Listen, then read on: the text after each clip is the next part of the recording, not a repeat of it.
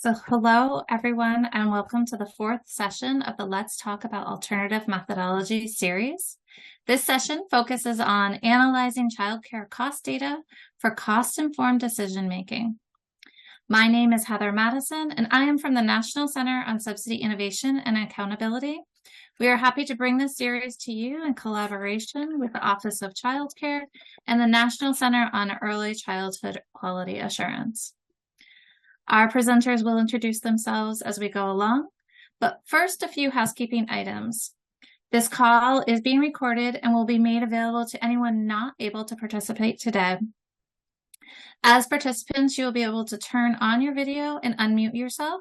We ask that you remain on mute. Please use the chat to ask questions and make comments.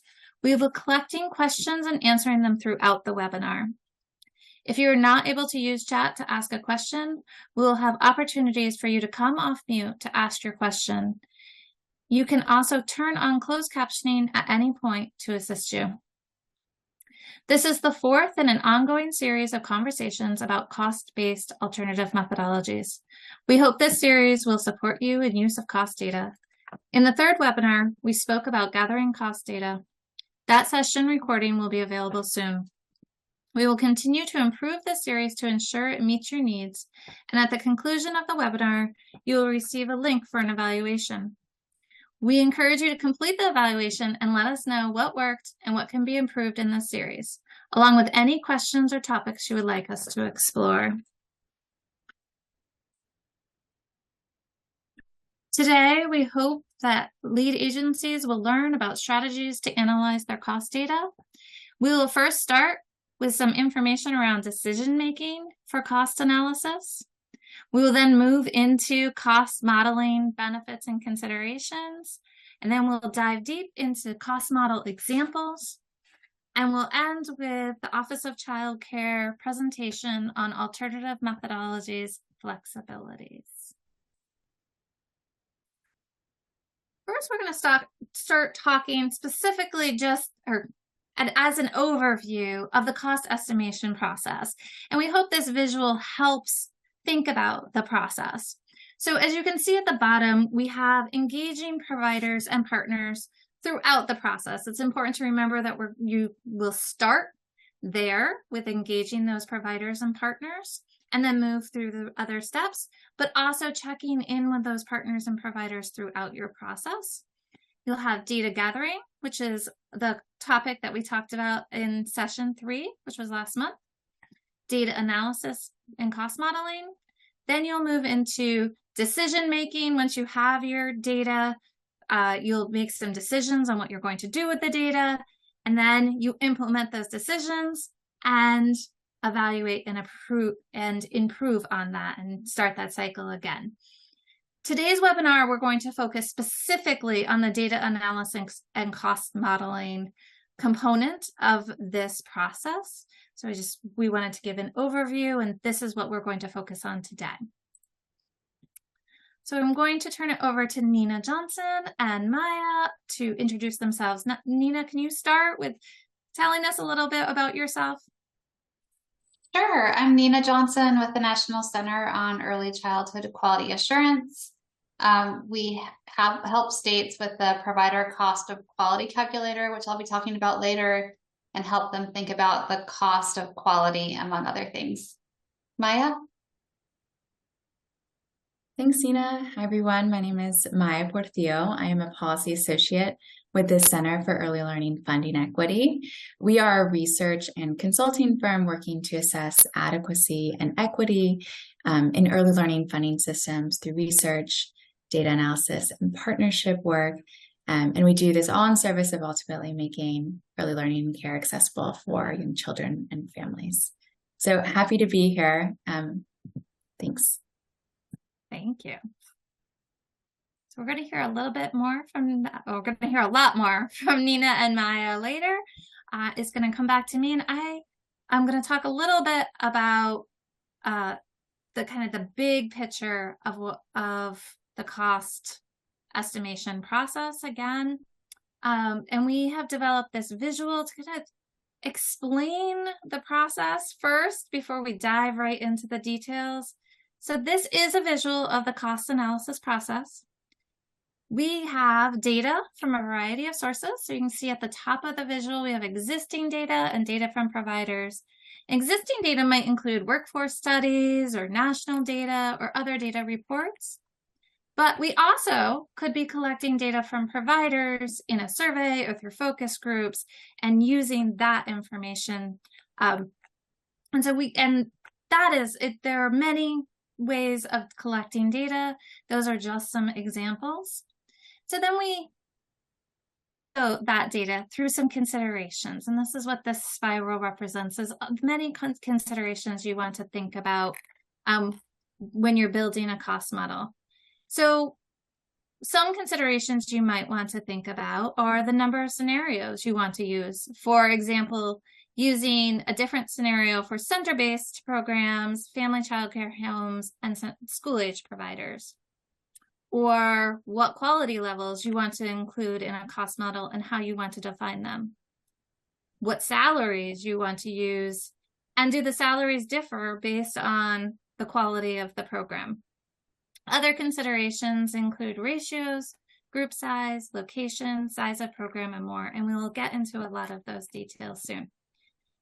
We use all that information and considerations to create a cost model.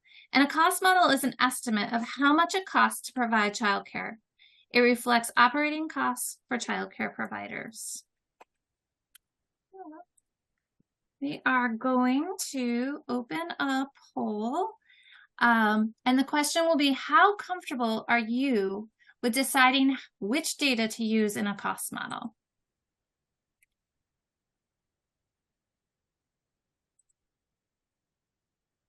So the poll is open, and go ahead and pick your comfort level.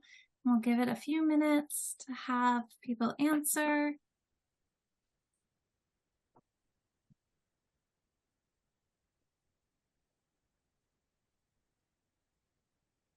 We do have some people that are very comfortable or comfortable, but we have a good majority of people that are feeling some comfort but want to learn more, or not comfortable at all. And so I am going to go ahead and end the poll. And we can look at those results. And so as you can see, we have a good portion of people that are in the some comfort and want to learn more, or not comfortable at all. And so in that, we are going to turn to Maya, and Maya is going to tell us a little bit about making those decisions. Maya? Thank you, Heather.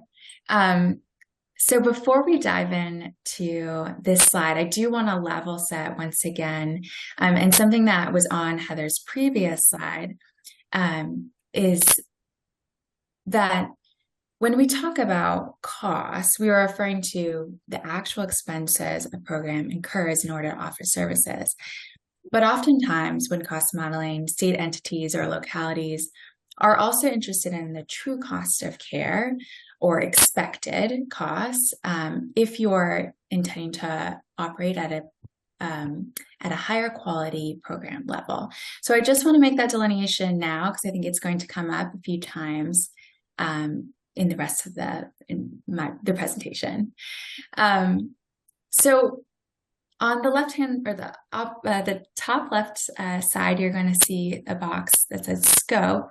And even before we get into that, those key decisions, we want to understand what the cost model is being built for and to answer. And so a cost model can be narrow in its scope and targeted, or it can intend to serve a broader purpose. So that is just helpful framing to keep in mind when we're going through some of these key decisions. I will also reference a recent Bipartisan Policy Center article that it's just a really good explainer document, and I will, after I finish chatting, I'll drop the link in the chat, because it's just really helpful if you want to read more about different use cases for cost modeling. But now to the slide. So in terms of scope first, when, after you've defined what your cost model and the purpose is, you're going to want to answer these top questions, and really they will be your parameters for your cost model. So think about which settings, meaning are you looking to have this cost model apply to center-based, home-based, school-based? Which age groups are you interested in examining? Whether it be infants, toddlers, preschoolers, school age, or all of the above. Geography is an interesting one, right? So if you're at a state level, most likely you'll be considering the whole state. But when you think about establishing geographic boundaries, it is really important, given, again, we are examining costs. And so for a lot of the cost-based data, it is dependent on that local market. And so if you do consider geographic boundaries, wanting to assess whether that be by subsidy regions that you're drawing those lines, or whether by different economic conditions. Anyways, I can keep going on that, but I'll move on. This was mentioned by Heather, but how many quality tiers are you interested in modeling? You can reference your state's QRS system as a point of reference, or just use kind of a base licensing quality level versus a higher quality level. So a lot of options.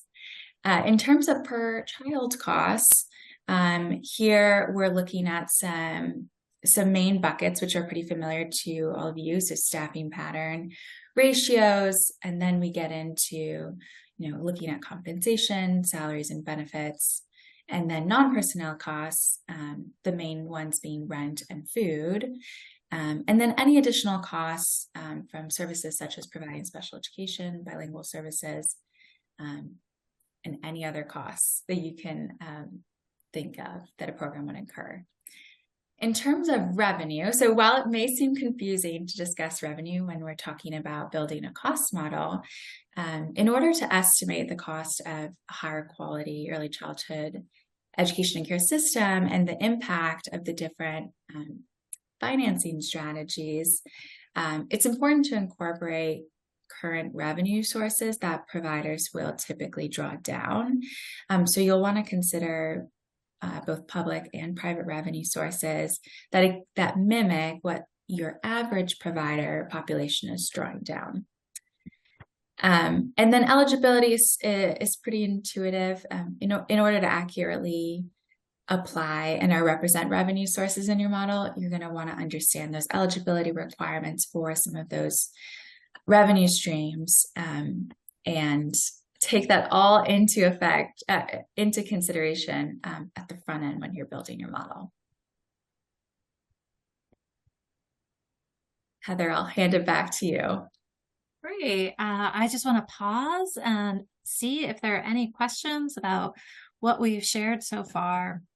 You can put them in the chat, or if you want to go ahead and raise your hand, we can take you off mute so that you can ask your question. Maya, I just wanted to say that I really appreciate the points that you made about eligibility and per child cost and revenue. I think that when we think about the decisions, it's easy to just focus in on the quality levels, which is obviously very important, and the type of care, but these are also really important decisions to make. So it's helpful that you highlighted those. Absolutely.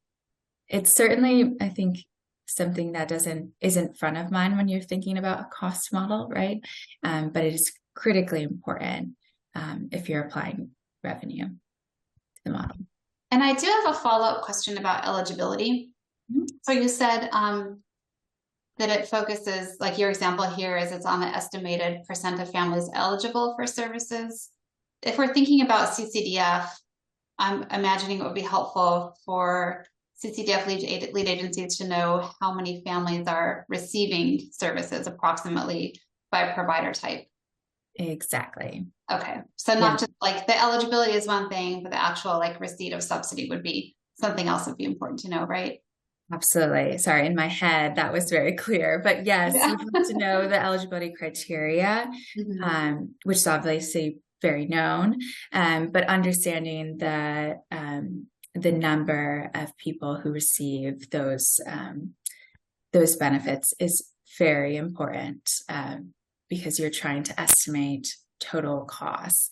And so without that that number, it's very hard to do. Mm-hmm. That's helpful. Thank you. Thanks. I don't see any other questions in the chat yet, but if anybody is working on it, we will come back and revisit, or as we're going through, something occurs to you, feel free to put it right in the chat and we'll come back to it. So we're going to move on to talk a little bit about the benefits of cost modeling and considerations. So cost modeling is a dynamic financial tool that estimates how costs vary with different staffing configurations, quality levels, and other scenarios. As we talked about so far, some of the benefits of using a cost model focus on flexibility and options for data, allowing for aspirational costs. So if you are thinking your childcare programs aren't paying parity to kindergarten salary for their preschool teachers, but you would like to see how much that would cost, that's something a cost model might be able to do for you. Other aspirational costs. It can help you determine impacts on policy changes, such as changing licensing standards or other programs. And once you build a cost model, it can be used over time. So the work really is in that first build, and then you can update it and improve on it over time. And because you can use it over time, it actually can be less expensive than a survey because you're building it the once and then expanding on it. And so things that we want to consider when using a cost model to ensure that the cost model does represent your state, territory, or tribe, and the childcare programs within that area is you do need to make a variety of decisions and validate the data along the way. Going back to that very first slide around our process, we did have partners and providers throughout the process, and they are a key to ensuring that your data is valid. You will be making some assumptions about your data, and they can critically impact what that cost model looks like in the end. And so thinking about those assumptions, maybe checking them with your partners and providers to ensure that they represent what those providers know and are. And ensure you use a variety of scenarios that reflecting the childcare landscape, right? That a family childcare program does not look like a center-based program. Maybe you want to look at what it looks like for a program in a rural area versus an urban area. And those can look very different. So you might want to explore scenarios specific to how that looks different. And then you want to ensure that you use good and reliable data, and that data is representing the programs that are in your state, territory, or tribe. Those are just some considerations we want to remind you about. And I know Nina and Maya are going to talk a little bit more about them as well. So we're going to move to another poll question. And the question is going to be, what are you most interested in learning from your cost data? This is going to help. Nina and Maya are going to dive right into cost modeling. And this will help us maybe focus on some of the things you want to learn about. So you can go ahead, and the poll is going to ask you to pick one. So we can just hear what you most want to hear about today, realizing that I'm sure that everybody has a lot of these priorities in mind. Okay. And Heather, if they select other, they can note in the chat what that other thing would be, right? Yes, thank you. And maybe if you're really torn between like 2 or 3 things, you select your top one, and then you can note in the chat what else you're interested in.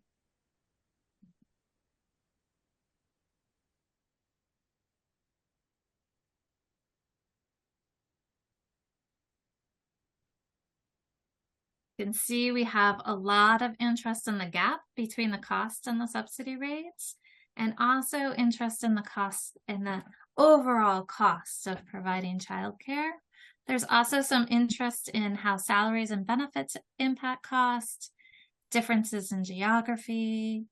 So going to close the poll in just a few seconds. So go ahead and get your last votes in.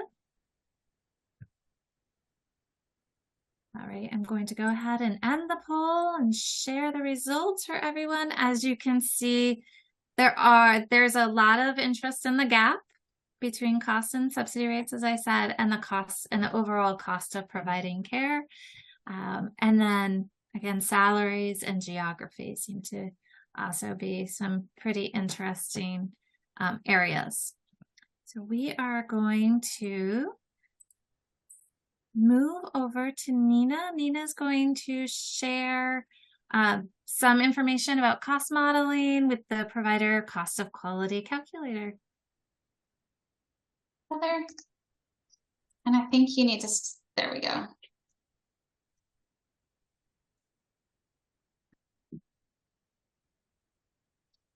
Okay, hopefully, can you see it, Heather? Yes. Okay, great. So Maya and I are going to talk through some different examples of cost modeling tools. I'm going to start by talking about the provider cost of quality calculator, which many of you have heard of, I'm sure. But this is an opportunity to show you how you can use it as a cost modeling tool. And then Maya, when I'm done talking about PCQC, Maya will talk about the spreadsheets that she uses with states and communities when she's doing cost modeling. So I'm going to talk through this at a pretty high level, and I'll start at the landing page of PCQC. And if any of you have used PCQC and have some kind of in the weeds questions, feel free to put those in the chat. If you are less familiar with it and have some just higher level questions, feel free to add those too. So you can create a scenario for a home or a center in PCQC. You can see the entry points for each of those here. And you can keep track of your scenarios on the dashboard. So you can see I've got a few scenarios. I'm going to open up a scenario for a child care center to start. And then Maya will talk through a scenario for a child care center. And then we'll each walk through a scenario for a child care home. So as you can see here, I have two sample scenarios for a center. One is in geographic area 2 and one is in area 1. There are various scenarios that you can create. I just wanted to show you that these are some examples. So if you live in a state that has where the cost may differ pretty significantly from one area to another, you may want to create multiple scenarios kind of showing how those costs differ.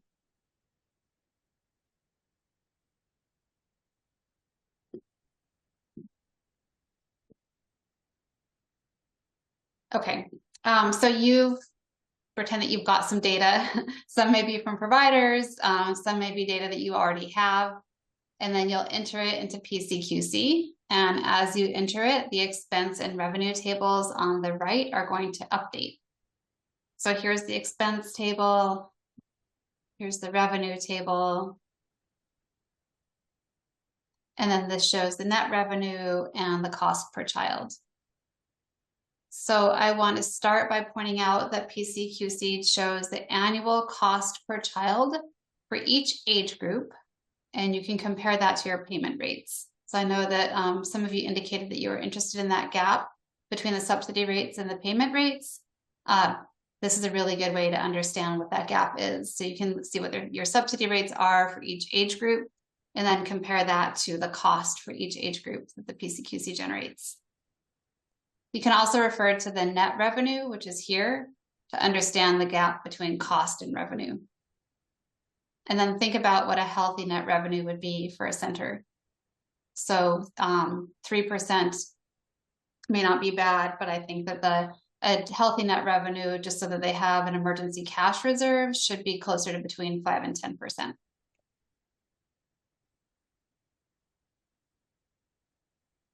So the first tab of PCQC is where you enter information relative to the classroom. When you select your state from the drop-down menu, many of the data points in PCQC automatically populate. And then you'll need to make decisions based on your data from providers or data you already have about the typical size of a childcare center, or consider modeling various sizes to understand how costs differ. So you'll see in this scenario, I've included two classrooms for each of the age groups. So this is a fairly large center.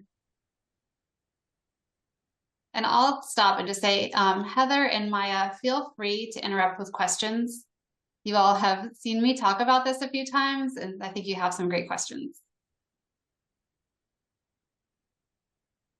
And then information from providers can also help you understand the enrollment efficiency. So this is the actual enrollment compared to the staffed capacity of the center. So you may have a general idea. You can enter the PCQC default value, which is 85%. But by talking with providers through focus groups or learning from them through surveys, you can learn what their actual enrollment is on average compared to what they're staffed to care for.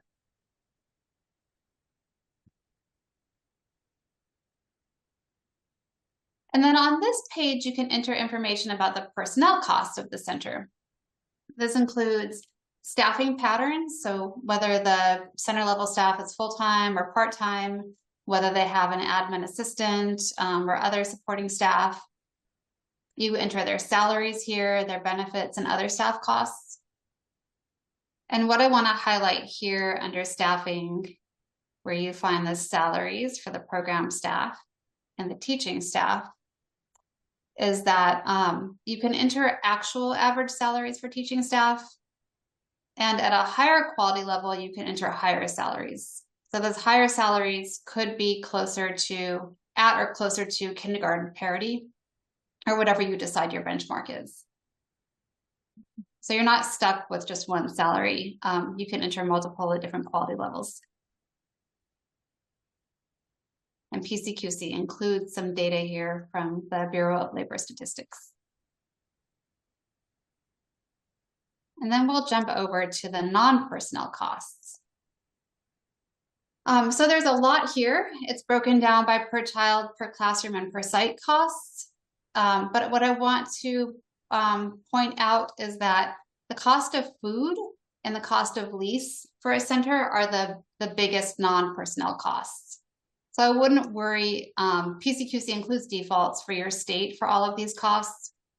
I wouldn't worry too much about the costs that are lower, but I would focus in on the food, learn from providers what it costs them. Typically, you can refer to CACFP reimbursement rates as a benchmark. And then also pay attention to the rent, lease, or mortgage line here. So you may be able to find some information online. You may be able to learn from providers about what they're paying for their lease. And this is something that's probably going to vary pretty significantly in areas that are in states that have urban areas with a high cost of living. Mm-hmm.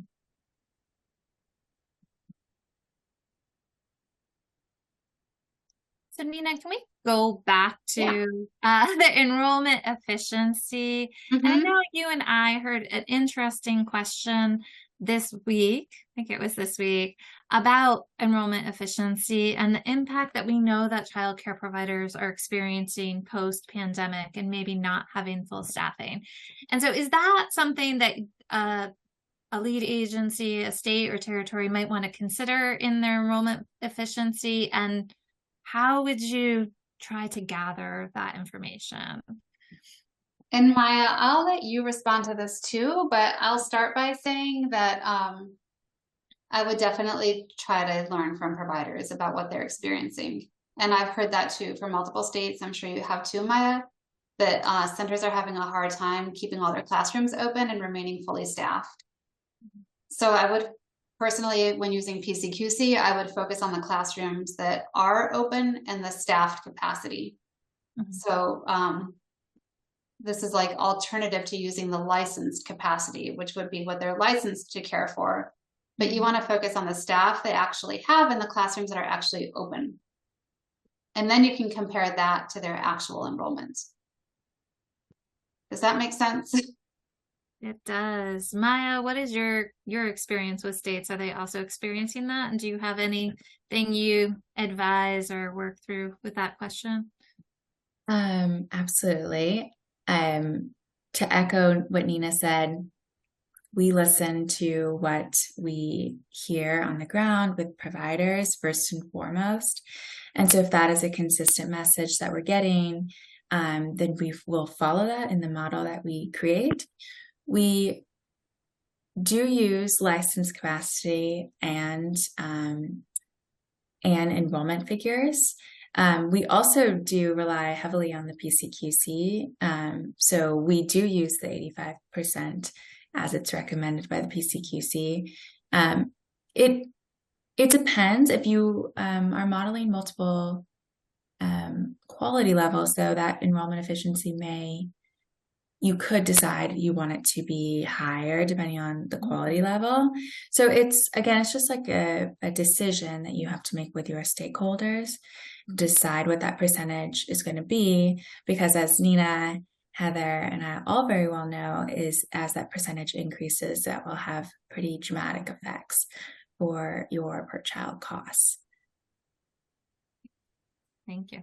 Yeah, thanks, Maya. And as you were talking, I was thinking one other thing that may be helpful to point out is if they had to close an infant room, even if that infant room is still in the program, one thing you can do is model it without that infant room. Mm-hmm. So like, let's say they ordinarily have 2 infant rooms, 1 infant room had to close.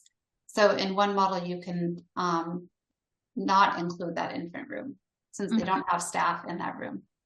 So you actually model a potentially smaller program, even if they are licensed for expanded capacity. Right. Yeah. And I see we also received a question. I'm just gonna pause here and ask it since I think it also relates. Kathy asked, for programs with shared positions expenses across age groups, how do you suggest they allocate those for infants, toddler, preschoolers, etc.? With shared, so are you, Maya, I see your head is nodding. So do you understand the question? I think I understand, but okay. Please correct me if I'm wrong. So what I understand it to be is if you have position, let's say in a center, who their time is split, whether it's, 50% in the classroom, 50%, more at administrative role. We have come into this problem as well, particularly if you're looking, let's say, at a state level. If they collect FTE data, the position types obviously will differ wildly on the nomenclature and just the responsibilities assigned to each of those position types. So I will always lean on our state partners to guide us in terms of making those assumptions about, what grouping of positions belong in which category. Maybe I'm getting too into the weeds, but it is quite tricky. And if you can get FTE data by the age groups they serve, that is probably the best data that you could get. So you can understand the staffing components for each of those classroom breakdowns. Did I answer your question, or was I totally off base? I am watching that. I believe that's my understanding of the question. And so the answer is it's complicated. But use your providers and your experts within the field.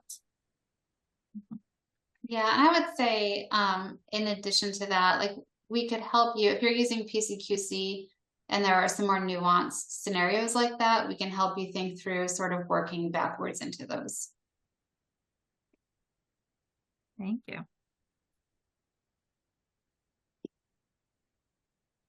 Okay, so we talked about the non-personnel costs and the cost of food and the police. So I'm going to jump over to revenue.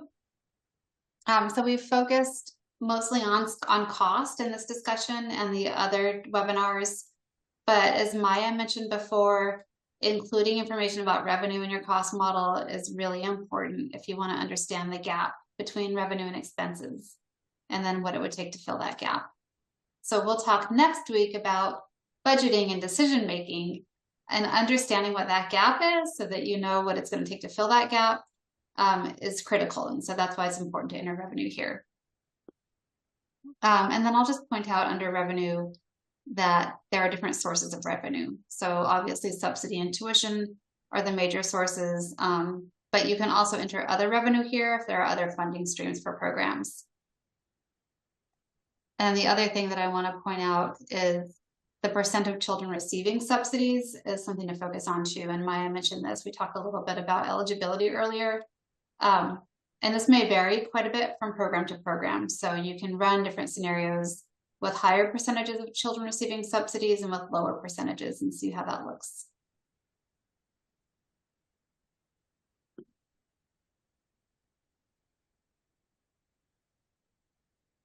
Okay, I'm going to move over to the quality levels now. So PCQC includes this baseline level, and that's what you've already entered all of this data for. So you can think about that as licensing and basic health and safety. And then on top of that, there are 5 quality levels. So certain inputs, certain things may change, cost may increase as quality increases. And these are all laid out here on the quality levels. So the ratios may decrease. The personnel costs may increase. Teachers may be paid more. You may have additional positions like a health consultant. And some of the non-personnel costs could change or could increase too. So you may incur the cost of a child assessment tool, accreditation fees, a developmental screening tool, or other costs. And then revenue may change too. So the rates may go up here, and this is a way to see how you can balance the revenue with the cost as the quality increases. And then I also want to point out under the quality levels that if your state has a quality improvement system, it may require additional training or necessitate more planning time or have other costs that are tied to it. So you can enter these different costs for different levels of quality based on the expectations that are laid out in your QRIS, and based on what you've learned from providers too. So it may be the case that your QRIS doesn't require lower ratios, but providers have to lower their ratios in order to meet the other requirements in the QRIS. And if you don't have a QRIS, you can still consider what it would cost for providers to be higher quality. So staff may spend more time outside the classroom meeting with parents or planning. They may engage in more professional development, and those all correlate with the cost. And then, as I mentioned before, you can also enter higher salaries and benefits at higher quality levels. So whether you have a QRIS or not, this is a really good way to see what it would cost for staff to be paid more and compare that to the actual costs, the actual salaries that they're paid. Okay, I'll pause there and see if you all have any questions. I don't see any questions yet. I assume, Nina, you're going to highlight the kind of the summary, and so we can talk a little bit about that as well. Yep. So once you save your scenario,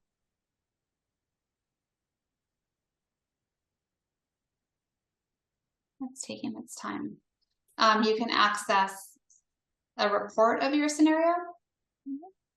So you can include in your report all of the quality levels that you want to focus on.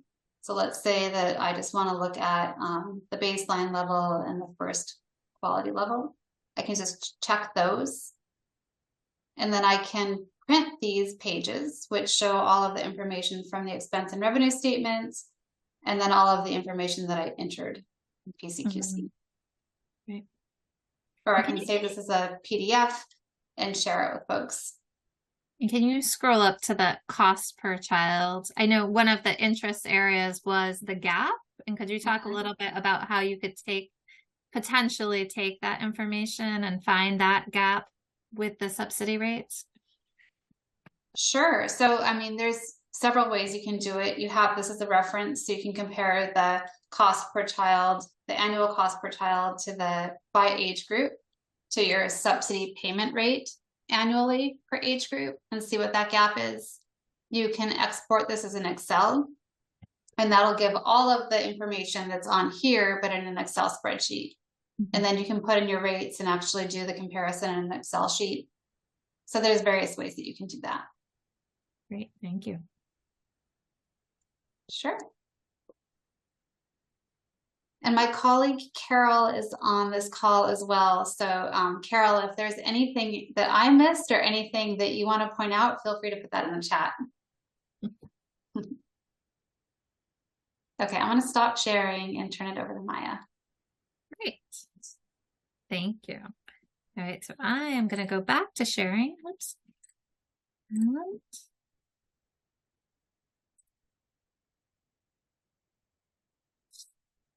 All right, and go ahead and Maya, you're going to talk a little bit about your process with centers. I am. Well, thank you. Thank you, Nina. I've told Nina many times, I love the PCQC, and it is always my reference point for whenever I'm confused or need any type of information. So hope that you also feel the same excitement after Nina's walkthrough. So what I'm going to lay out is basically 5 steps for how we go from getting the data, gathering the data, to creating a cost model. And I know that sounds a very high level, and it will be, and I'll probably go through quickly and not go through as many details, but please, if there's something you're particularly interested in, happy to talk about that after. So what you see here is what we call a data inventory, or a treasure hunt, you could say, if you love data as much as I do. So what we're really looking for here is specifically program level data by provider type and geographic region. There are a few other conditions that we would love the data to be in, but those are probably the baseline, most important structure, I'd say. The bullets here on the left-hand side are the main categories or areas of interest for the data that we would like to have, and some that Nina has gone through, one being program structure. So this is generally understanding providers and their license capacity, schedule type, classrooms, age group served, enrollment, pretty basic information. Now, when we get into cost data, this might be a little bit of a harder thing to find. As states have been rolling out stabilization funds, sometimes states have been able to collect some of this cost data. So that's where I think we at Selfie have been pretty fortunate. But some of this cost data could look like looking at the number of FTE, so full-time equivalents, frequency numbers, looking at if there's compensation data, looking at if there's any benefit data, cost of those benefits to the provider. So that's generally what we would be thinking about. In terms of non-personnel, to echo what Nina's already said, really the main cost drivers in non-personnel are going to be occupancy costs and food. And to be very honest, for other non-personnel costs, if you don't have that data, I would really just rely on the PCQC for those inputs, unless you can get it from your providers. Revenue, I won't spend too much time on this, as I know you're going to talk about it at a future meeting, but looking at number of revenue streams that providers generally draw down, which ones those are, and then the percentage of their budget and how much that makes of it. Broader labor market conditions I put here, and I know it's been mentioned by Heather and Nina, particularly if you're interested in assessing the true cost of care.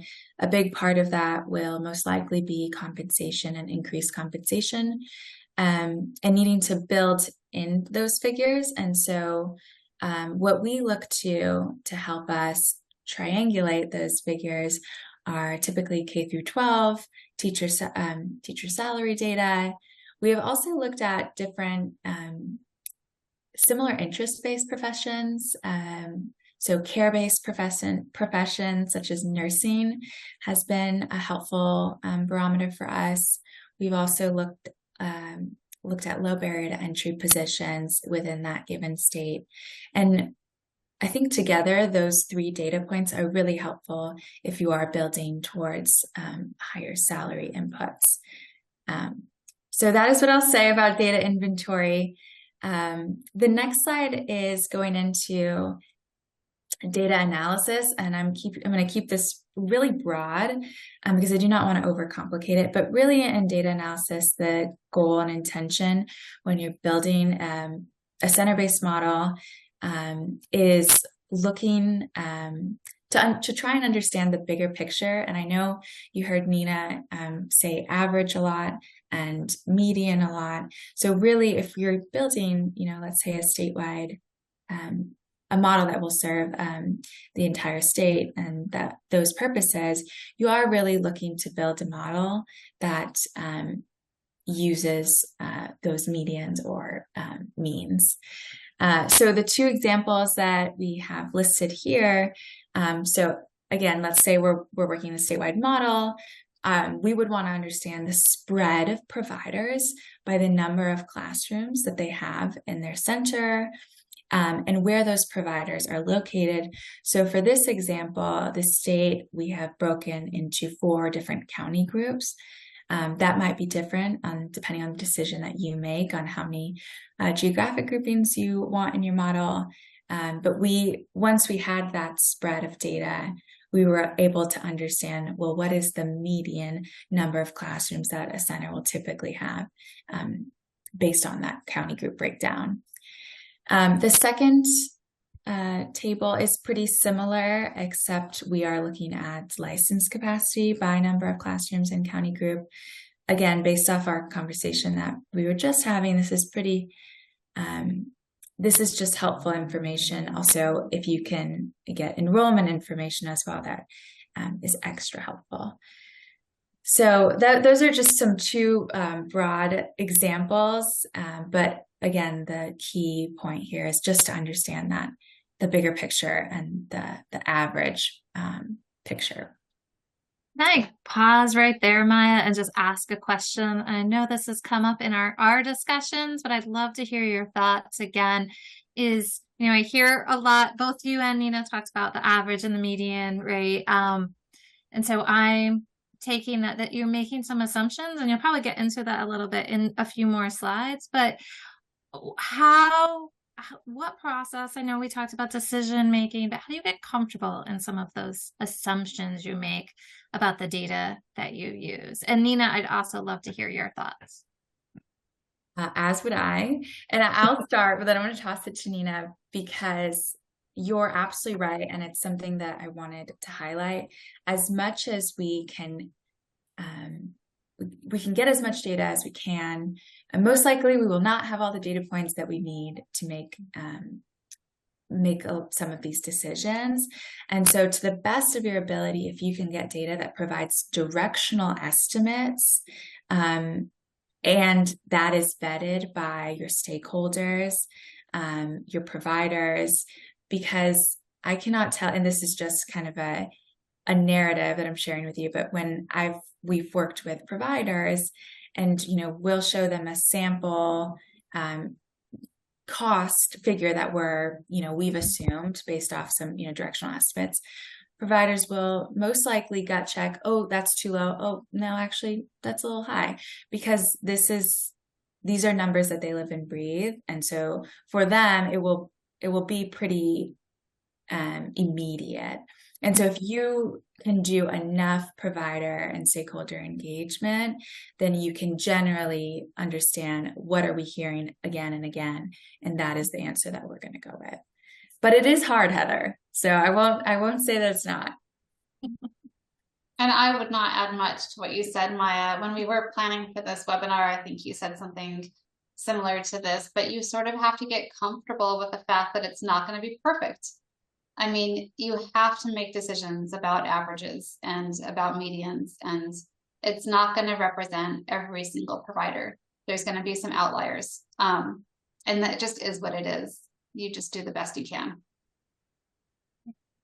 Thank you. That's really helpful. I appreciate the question. Okay, let's go to the next slide, which is building a table. So this is a just quick snippet of the, just the top portion of a model that we would build. And when I say model, I am referencing an Excel spreadsheet. I think when it was said to me multiple times, and I was always a little confused about what that actually meant, but at least at our organization, we use Excel spreadsheets. So I just want to name that to demystify some of this model talk. But so this is the top, just a snapshot of an example of one model that we have done before. So you'll see that just the classroom breakdown. So for this model, we were looking at infant, toddlers, preschool, school age. And we just did 2 quality tiers. So kind of what Nina selected was kind of a base licensing and then a higher quality. And that higher quality was based on, I think, a QRIS level 3 for the state that we were working in. But that was a conscious decision that we made with the state. So this step for us has been really important, because as much as you can vet this table with your stakeholders, the better you will be later down the line, and not having to make too many changes, because this table really dictates and drives your model forward. So as Nina mentioned, you can manipulate, PCQC depending on the center size, whether large or small, the classroom types that you want to build out. And you can do the same thing with the model that you create. You just have to be really clear about those parameters early on. Yeah. The next slide, unless there are questions, Heather, feel free to stop me. I don't see any yet. So okay. I'll just stop you right mid-sentence if there are. So you're good. Perfect. The next one, and we've kind of talked about this already, but this is the fun part in my mind. You get to populate the model with all the figures based off your data analysis, both quantitative and qualitative. And this is where, and really this was mentioned at the top of the meeting by Heather, but stakeholder engagement doesn't just come in this part. It's really integral to the entire part, but we won't talk about that. But I just want to make that quick note. So this is where you populate the model. Again, the model, and this is really to your point, Heather, the question that you had earlier, you are building assumptions into this model, and you can vet those assumptions to the best of your ability through focus groups, through surveys, through just expert interviews. But they won't be, some of these inputs aren't as clear cut as maybe you would like. I will say, though, as just a larger point, is that the model is only used to quantify a target dollar figure for the cost of care. But in doing so, it certainly and utterly oversimplifies the system and doesn't take into account nuances. So particularly if you're building a state model, you lose a lot of those nuances. So I just want to make that be known. Not that your model can't be reliable and valid, but just when you're making, some of these input decisions, again, you'll have to be uncomfortable with the uncomfortable. And the last step I will show you, which is really important, is to test your model. What is listed here in the bullets is really the largest cost drivers, or these variables have the biggest implications for your end figures.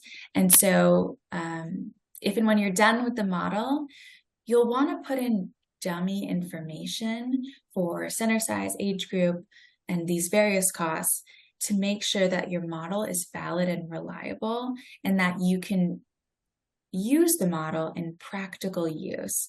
And so, again, I just really stress this. If you find that the percentages of your answers are wildly kind of up, over or under the original estimates that you made, that you probably will have to go back and see if you made any mistakes in the model. Mm-hmm. So that is it. Please, if there are any questions, I'm happy to answer. I know I breezed through very important things. Right. Maya, I'm wondering, sorry, I was just thinking, we talked initially, Heather mentioned the important that you can use a cost model on an ongoing basis. You can update it with new information and use it year after year. Is there anything that you want to share about that, Maya, about how states have done that or how they might do that with their model?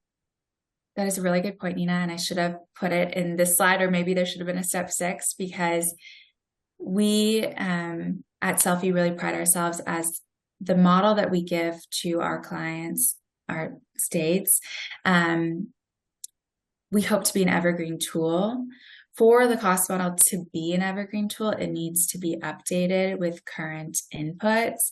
And so, Nina, I know you know this well, but obviously rent and food costs are certainly variable and prone to inflation. We heard that a lot from providers when building our model, particularly post the pandemic. So we advise our clients to update the model, and we give them, a step-by-step guide on how to do it and the analysis at least every year for some of the categories.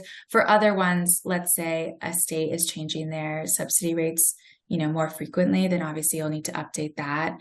But yes, I would recommend, 6 months to a year on average of updating your model. And I imagine this stage of testing the model really helps if you're going to use it over time, right? Because it sounded like you said, right, like you have the rent, you've put it in, it looks good, but go ahead and make a copy and put in a big amount of rent, increase that and make sure that it actually looks right in the end, right? That next time of testing that, so that when you're updating it next year, you can just do the inputs of the data and not have to worry about, oh my goodness, all of a sudden this is $100,000 short or too high or something like that. Absolutely. All right. I don't necessarily see any questions right now. Feel free to jump into the chat. Oh, Tina, go ahead. You can take yourself off mute and ask. Hi, everybody, and thanks so much for walking us through this. It's super helpful. And I may have missed this, so apologies ahead of time if you said it and it just floated over my head or passed. But I was curious here when you talk about, like the largest drivers in the model, I might have expected to see salary. And maybe that's embedded somewhere, or are you covering it someplace? So I'd love to hear you talk about that a little bit. No, Tina, you are right. And salary is a huge component. And what I should have mentioned is that as we have experienced, wages are fluctuating pretty rapidly and has large implications for providers and the workforce. And so, for example, let's say there's a minimum wage change in your locality or state that obviously will have huge implications for your model. And so we would advise that, if there is a change on the horizon or one that has just happened and, has like a gradual rollout, to be very intentional about changing the model even more frequently than 6 months. I mean, pretty immediately. So thank you for actually calling that out, because it should be on the screen. Sure. Yeah. Thank you for thinking it through with me. I appreciate that. Yeah, for sure. Salaries and ratios and group size have a huge impact on cost. I think that we probably focused on the cost of rent or mortgage or lease, and the cost of food in that non-personnel category, just because we want to be sure those don't get overlooked. But absolutely, you're right, Tina.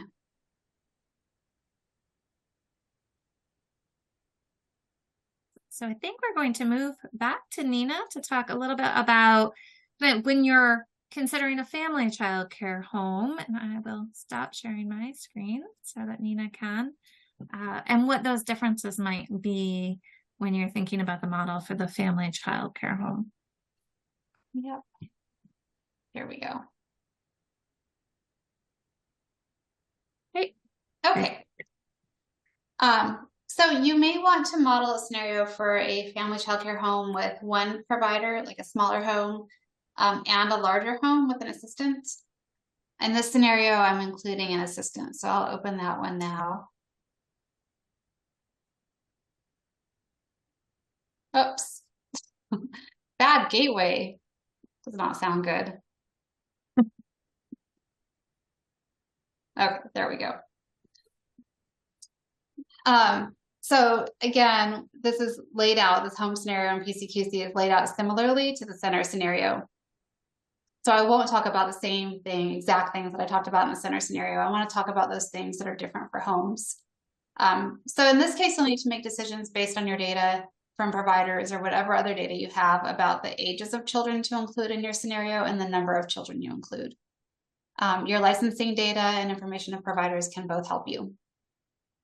And then information from family childcare providers about their desired enrollment compared to their actual enrollment can help you decide what to include for enrollment efficiency. So we talked about enrollment efficiency for centers. The way this may differ for homes is they may be licensed to care for, let's say, 12 children, but they really only want to care for up to 10. So you would use that, compare that number to their actual enrollments. So think about their desired enrollment.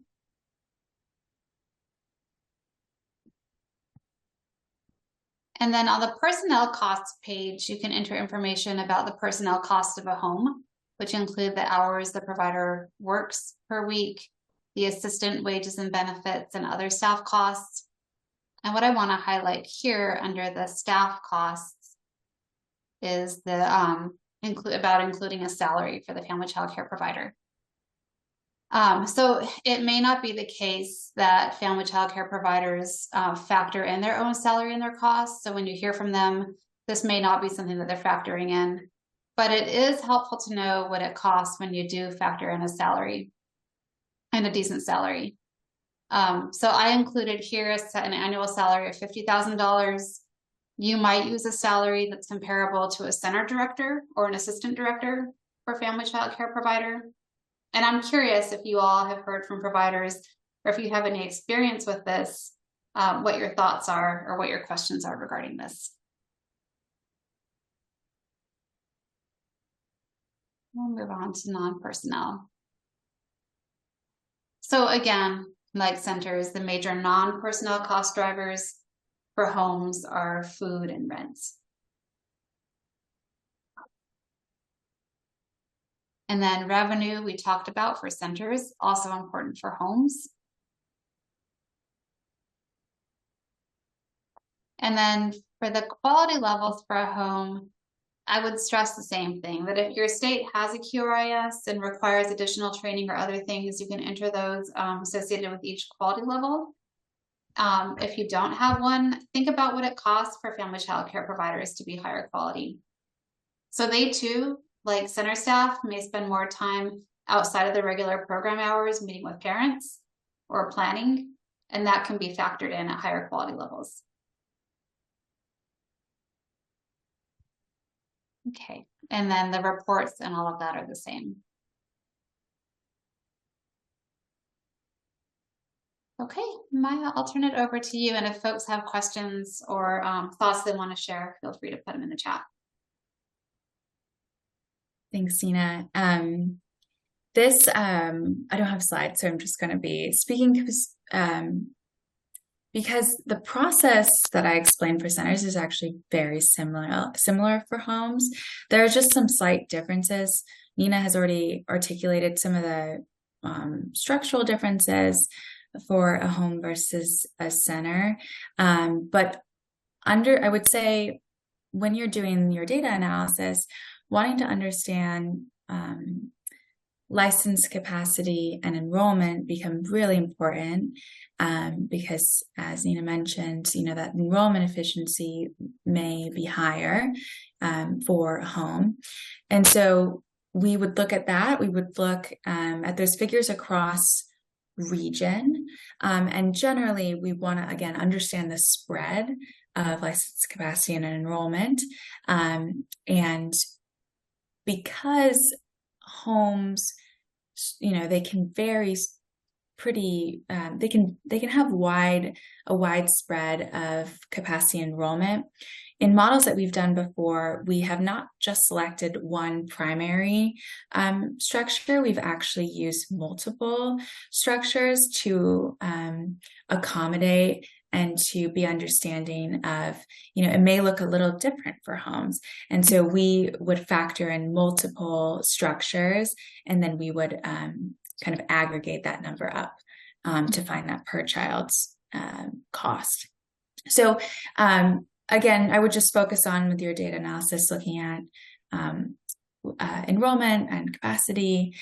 What Nina also said about salaries, we have found to be true when working with states and collecting data, that typically providers don't have an exact figure for how much they are, paying themselves. And so that can be a little tricky, but what we have found, Nina, to answer your question, is we have done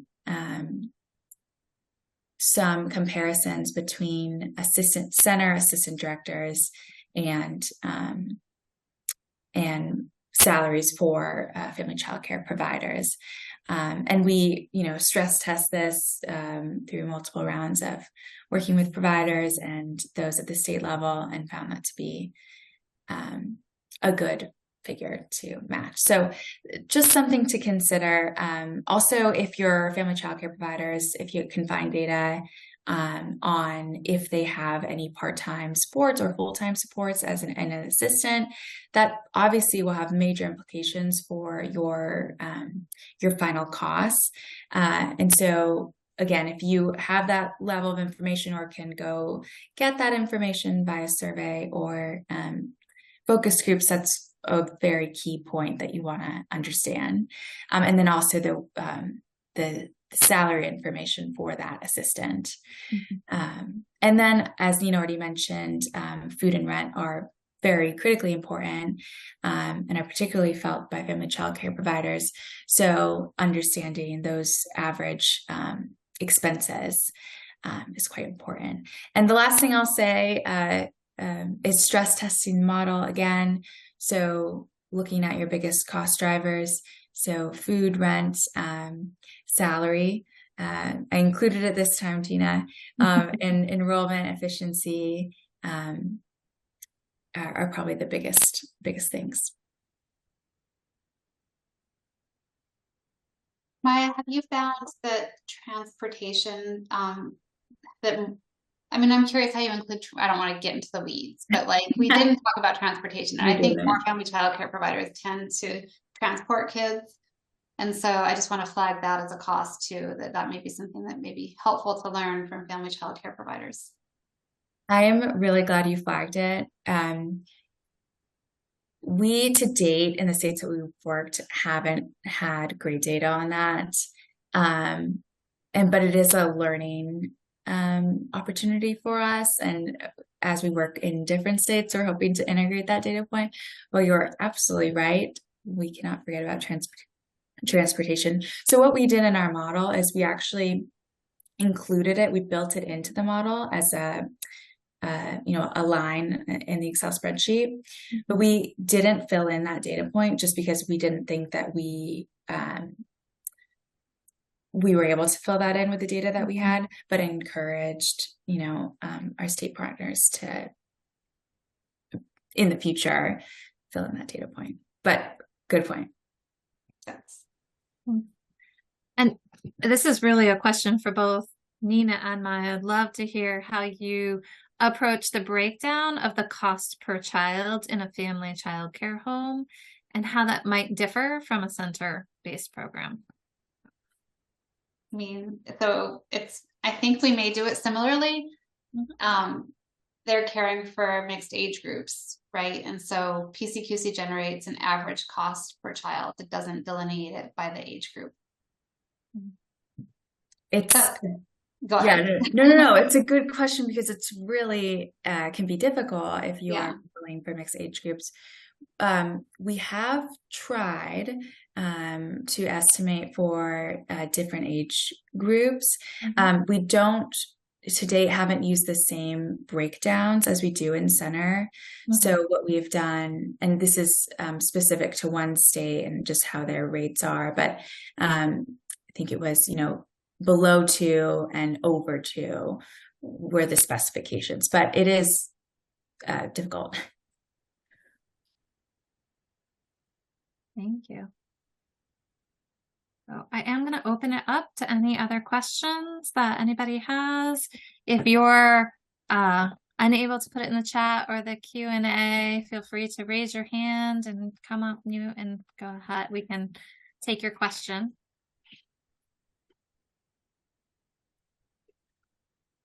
This was fantastic information.